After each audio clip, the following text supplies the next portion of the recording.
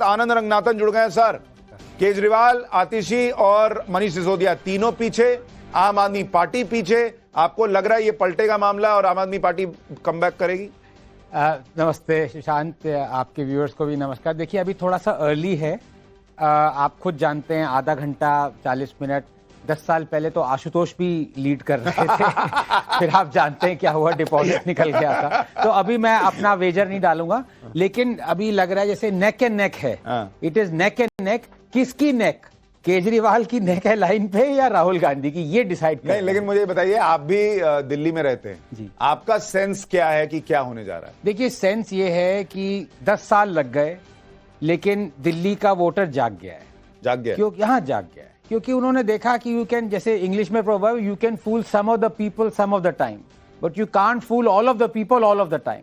तो 10 साल से जो प्रोमिसेस किए थे, अच्छा, उनका एक्सक्यूज ये था कि हमें दिल्ली में काम नहीं करने दे रहे मोदी सरकार, कुछ हद तक जायज था।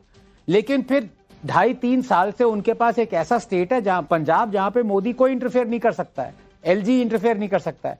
वहां पे एक भी प्रॉमिस उन्होंने फुलफिल नहीं किया। 1000 रुपए पर महीने वुमेन का नहीं दिया। तो दिल्ली के लोगों ने ये देखा। और दूसरा, जो आपने स्टोरी ब्रेक करी है शीश महल की, अब देखिए, जो लोग कहते हैं हमने टैक्स पेयर का पैसा टैक्स पेयर को वापस दिया, तो भाई आपने 1 करोड़ के पर्दे बना लिए, 12 लाख का कमोड बना लिया। टैक्स पेयर का पैसा वहां, जब सिलेंडर्स के लोग मर रहे थे, सिलेंडर नहीं मिल रहे थे, ऑक्सीजन सिलेंडर, तो ये दिल्ली वालों ने देखा। एक चीज है आनंद भाई, बहुत लोग ये कहते हैं कि दिल्ली का वोटर जागता है, फिर वो जैसे ही 2100 रुपए वाली नींद की गोली लेके सो जाता है। ऐसा है क्या? इसमें देखिए, 2 चीजें हैं। लोकसभा इलेक्शन अगर आप देखें 2024 के, उसके बाद जब बीजेपी को थोड़ा झटका लगा, तो वो समझ गए कि देखो, जो एक शायद डायरेक्शन आई होगी कि जो दूसरी पार्टी प्रॉमिस कर रही है, उससे 1 या 1.5 गुना प्रॉमिस तुम करो। और दूसरी बात ये थी कि बाकी पार्टीज प्रॉमिस कर रही थी। कांग्रेस ने प्रॉमिस खटाखट, बीजेपी ने कहा जिन जिन स्टेट्स में तुम हो वहां पे डिलीवर करो। अब महाराष्ट्र में बीजेपी ने प्रॉमिस नहीं किया कि हम 1,500 रुपए पर मंथ देंगे हर महिला को 21 से 60 तक, उन्होंने देना शुरू कर दिया। तो ये फ्रीबी कल्चर, ये आगे जाके ऑब्वियसली हमें देश को ये डिसाइड करना है भाई, ये कब तक चलेगा। लेकिन इसमें एक संकट मुझे दिखता है आनंद भाई, कि आपने, कई लोग कह रहे हैं कि भाई केजरीवाल को हराना था तो बीजेपी को ये करना था कि हमने फ्रीबीज घोषित कर दी, लेकिन ये एक ऐसा आपने बिल्ली के गले में घंटी बांधी है, इसको उतारना मुश्किल है। अब लोग यूपी के चुनाव में कहेंगे कि हमको क्यों नहीं मिलेगा, हमको भी दीजिए। लोग अभी बिहार के चुनाव में कहेंगे हमको क्यों नहीं दीजिएगा। फिर आप क्या कहिएगा कि हमने वहां केजरीवाल को हराने के लिए दिया था। शिवम छाबड़ा जी, ये बीजेपी 30 सीटों पर आगे, बोलते बोलते आम आदमी पार्टी 20 और बीजेपी गठबंधन 30, कांग्रेस 2 पर आगे लग रही है। ये आपकी जो फ्री वाली योजनाएं आप लाए, उसका असर लग रहा है? कांग्रेस कुछ वोट काट रही है, उसका असर लग रहा है? या जो आनंद रंगनाथन कह रहे हैं कि वोटर जाग गया है, उसका असर लग रहा है? एक तस्वीर आ रही है, रमेश बिदोड़ी पूजा कर रहे हैं, बात है, और पूजा का असर लग भी रहा है, क्योंकि वो भी आगे चल रहे हैं, आतिशी पीछे चल रही हैं। जी सर, अब अपनी बात कहिए। क्या होगा फिर? केजरीवाल की तो पूजा कर रहा है। तो बोलते बोलते देखिए, उनका 21 हो गया, उनकी भी पूजा। सुशांत भाई, एक बात तय है, दिल्ली लेकिन कांग्रेस वाले पूजा क्यों नहीं करते, मुझे ये बताइए। आप लोग गारंटी पर विश्वास है जो हमने। हमारा भगवान तो भगवान ही है। जी, शिवम छाबड़ा जी। सुशांत भाई, हाँ, दिल्ली की जनता को मोदी की गारंटी पर विश्वास है, और ये विश्वास आपको बैलेट पेपर पर भी दिखाई दे रहा है। लगातार जिस प्रकार से जो मैं तो लगातार ग्राउंड पे रहा हूं पूरे चुनाव में, और सुशांत भाई विश्वास मानिए कि जिस प्रकार का एक एंथुजियाज्म और एक जिस प्रकार का उत्साह दिल्ली के वोटर को भारतीय जनता पार्टी को सत्ता में दोबारा लाने के लिए था, वो ऐतिहासिक था, वो निर्णायक था, और वो डिसीजन मेकर था। कहीं ना कहीं जिस प्रकार की आम आदमी पार्टी की भ्रष्ट राजनीति से आज पूरा देश वाकिफ हो चुका है। एक पार्टी जो लगातार भ्रष्टाचार के विरोध के लेकर के आई थी, लेकिन आज सही मायने में कांग्रेस की भी बात बन चुकी है। शिवम भाई, मुझे ये बताइए, क्या ये मैंडेट केजरीवाल की पॉलिटिक्स पर है? और अगर ऐसा है और आम आदमी पार्टी सरकार बना लेगी, मान लीजिए, क्योंकि अभी 20-33 का मामला है और ईवीएम है, ऊपर नीचे होगा अभी मामला, तो अगर आम आदमी पार्टी सरकार बना लेती है, तो आप ये मानेंगे कि केजरीवाल की पॉलिटिक्स को अप्रूव किया है लोगों ने? सुशांत भाई, मैं हाइपोथेटिकल सिचुएशन पे विश्वास नहीं करता, नंबर पर विश्वास कर रहा हूँ। हाँ। इस बात का मुझे विश्वास है कि मैं जमीन पर था और मैं कह सकता हूँ कि जो नंबर अभी आपको दिख रहे हैं अभी एक अंत तक इसी प्रकार से ट्रेंड बना रहेगा। देखिए, बोलते बोलते 56 सीटों के रुझान आ गए हैं। बीजेपी गठबंधन बहुमत से 1 सीट पीछे अभी है और आम आदमी पार्टी 19 पर है। ये जो एक लैंडस्लाइड विक्ट्री आम आदमी पार्टी की दिखती थी, वैसी तस्वीर कम से कम अभी बनती हुई नहीं दिख रही है। और ये बोलते बोलते बीजेपी को बहुमत, रुझानों में बीजेपी को बहुमत हासिल हो गया है। अभी 13 सीटों के रुझान और आने बचे हुए हैं। क्या एग्जिट पोल सही साबित होने जा रहे हैं? हालांकि अभी भी 9 भी नहीं बजे हैं, 45 मिनट की काउंटिंग हुई है और इसमें अभी ये मामला ऊपर नीचे होगा। लेकिन रुझानों में बीजेपी को 36 सीटें मिलना कम से कम अवधेश जी ये तो दिखा रहा है कि नतीजा किधर भी जाए, बीजेपी मान लीजिए 1 सेकंड के लिए हार भी जाए अगर, तो भी केजरीवाल बीजेपी के विधायकों को उठवा के मार्शल से बाहर तो नहीं फेंक पाएंगे। नहीं, देखिए, 2 बातें हैं। 2015 और 2020 का चुनाव परिणाम तो नहीं है और नहीं होना है, यह बिल्कुल पहले से स्पष्ट था। तो 2025 में क्या चुनाव परिणाम होगा उस पर आना था। तो उसमें यह है कि इस समय, जैसे मैं पहले भी कह रहा हूं, कि 2 से 4% का अंतर दिल्ली में है। बीजेपी ने पूरा गैप भरा है और बीजेपी को जो आप लोग सवाल उठा रहे हैं, समझना चाहिए कि उनको लोग फ्री बीज के कारण वोट नहीं देते हैं। राजस्थान में कांग्रेस के फ्री बीज की घोषणाओं के बावजूद आपको वोट मिला है। हरियाणा में आपने भी किया, लेकिन कांग्रेस की तो पूरा घोषणा पत्र ही फ्री बीज का था, नया कुछ था ही नहीं। 7 पॉइंट का घोषणा पत्र था, फिर भी किया। फ्री बीज क्यों लाई?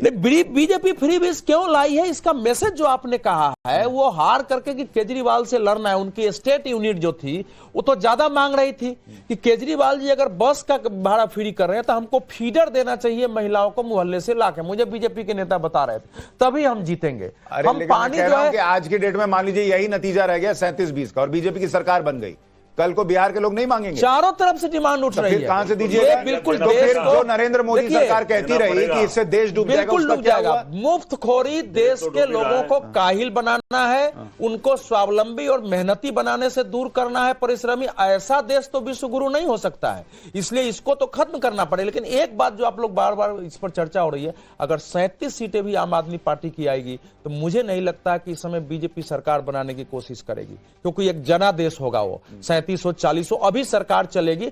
आम आदमी पार्टी अपनी आंतरिक जो उनके अंदर समस्याएं पैदा हुई है उससे उसका टूटना तय होगा। आनंद भाई, क्या अगर ये स्थिति है कि आप ये कह रहे हैं कि भाई केजरीवाल को रोकने के लिए फ्री भी जरूरी था, सब मान रहे हैं, लेकिन अब ये रुकेगा कैसे अगर आप जीत गए? बहुत। देखिए, एकदम ठीक बात कही उन्होंने, लेकिन ये समझना कि इस इलेक्शन में ही फ्रीबीज दिए जा रहे हैं, ये गलत होगा। पिछले 10-15 सालों से जिस तरह का अगर हम ट्रेंड देखें, हर पार्टी फ्रीबी प्रॉमिस कर रही है, हर पार्टी फ्रीबी डिलीवर कर रही है। बस डिफरेंस ये है कि फ्रीबी और वेलफेयरिज्म में जानबूझ के पॉलिटिशियन ने वो लाइन जो होती है ना सुशांत जी, वो ब्लर कर दी है। लोग ये कंफ्यूज हो गए हैं कि फ्रीबी क्या है, वेलफेयरिज्म क्या है। अब मैं अगर आपसे पूछूं, एक आपके सवाल दूं, जो पुअर पॉपुलेशन है हमारी, वो भी इनडायरेक्ट टैक्सेस देती है। वो अगर तेल साबुन खरीदते हैं, उनके पास जितना पैसा हो तो उसमें टैक्स जाता है। उसमें अगर उनको 2100 रुपए पर मंथ फ्री मिल रहा है, उसको आप फ्री भी मान रहे हैं। लेकिन मिडिल क्लास को जब आपने 2 लाख रुपए टैक्स हटा दिया, उसको कोई फ्री भी नहीं कह रहा है। आप देख रहे हैं क्या तो लोग भूल गए हैं फ्रीबी क्या है, वेलफेयरिज्म क्या है। अब मेरे ख्याल से मदर ऑफ ऑल फ्रीबी, जो सारी फ्रीबी का मदर है, जो कोई पॉलिटिशियन टच करने को हिम्मत नहीं है, वो है एमएसपी।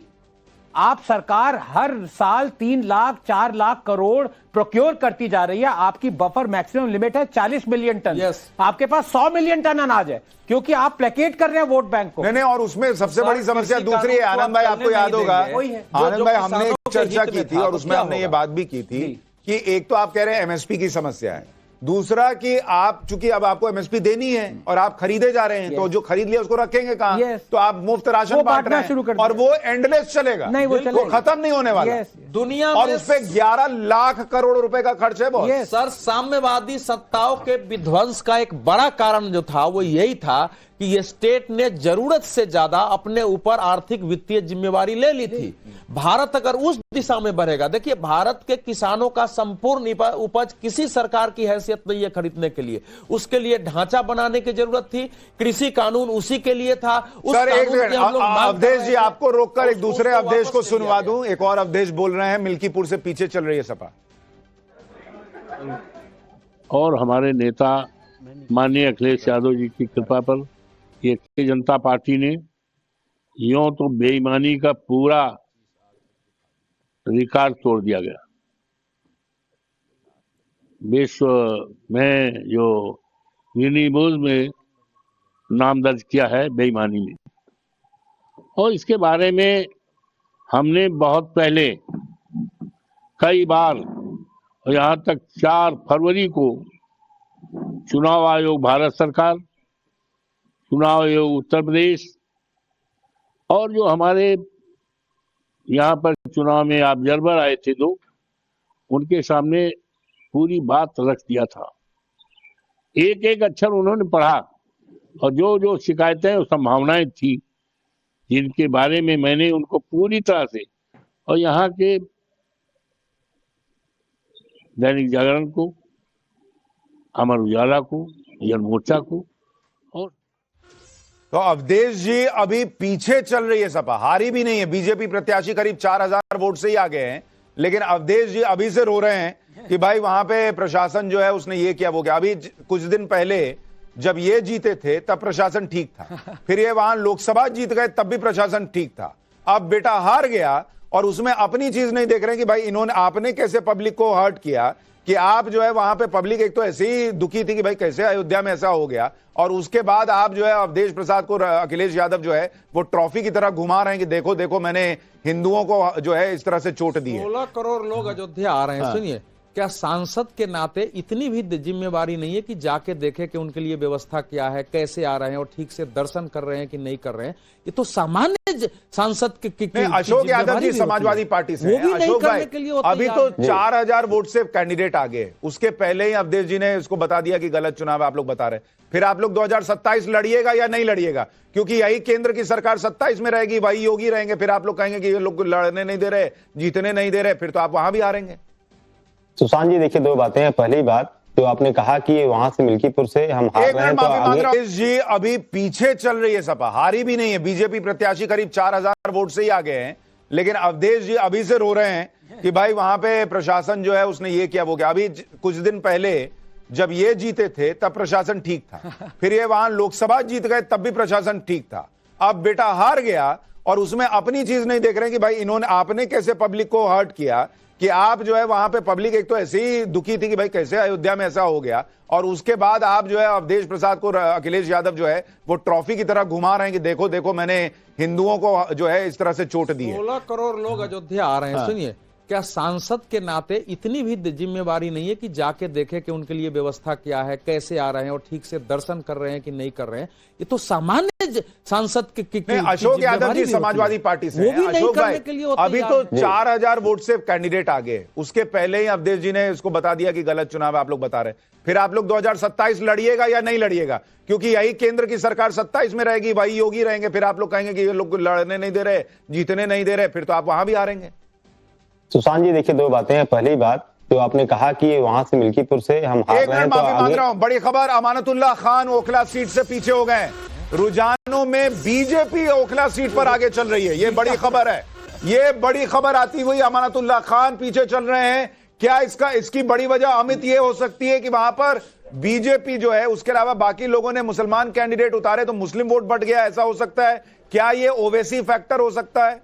देखिए, ओवैसी फैक्टर हो सकता है, लेकिन आग है वो उधर जाती है। निश्चित तौर पर ओवैसी की पार्टी का कुछ असर होगा, लेकिन बहुत ज्यादा मुस्लिम वोट बटेगा उसकी उम्मीद कम लगती है मुझे, क्योंकि अब ऐसा होता नहीं है। आनंद रंगनाथन, ये भी हो सकता है, अभी हमने सुना था कि एक बड़े कट्टर भाई साहब थे, उन्होंने कहा कि मैं बीजेपी के लिए पहली बार वोट देकर आया हूं। क्या मुसलमान ने बीजेपी के लिए वोट किया हो? ये भी हो सकता है। देखिए, उससे अवधेश जी करें नहीं हो नहीं सकता। हाँ, मतलब अब ये मैं अब या तो आम आदमी पार्टी को जाऊं तो कॉन्स्पिरेसी थ्योरी बिलीव करने लग जाऊं लेकिन ये जो जैसा आपने कहा, आ रहा हूं अभिषेक जी, जैसा आपने कहा कि ये वोट कटिंग वहां पे हुई है, तो कई लोग कहते हैं Owaisi is the B team of BJP. नहीं, they are not the B team of BJP, they are what they are. वो आप किसी भी स्ट्रॉन्ग मुस्लिम स्ट्रॉन्ग होल्ड में अगर आप ओवैसी को लगाएंगे तो दे विल, लोग कंफ्यूज होंगे, क्योंकि आपका भी जो कैंडिडेट है ना, उसने भी डिलीवर नहीं किया पिछले 10 साल से। तो मतलब anti incumbency plus Owaisi factor, मतलब कोई एक फैक्टर नहीं सुशांत जी, दो फैक्टर। ठीक है, अभिषेक आप कुछ कह रहे हैं, बोलिए। देखिए, अवधेश जी ने बोला कि दिल्ली की जनता मुफ्तखोर है, क्योंकि 3 बार अरविंद केजरीवाल जी को जो हमने जन कल्याणकारी योजनाओं के उनको फायदा पहुंचा, मैंने ये शब्द नहीं इस्तेमाल किया, चुनाव के उन्होंने मुफ्तखोर बोला। सुशांत जी, दिल्ली के अंदर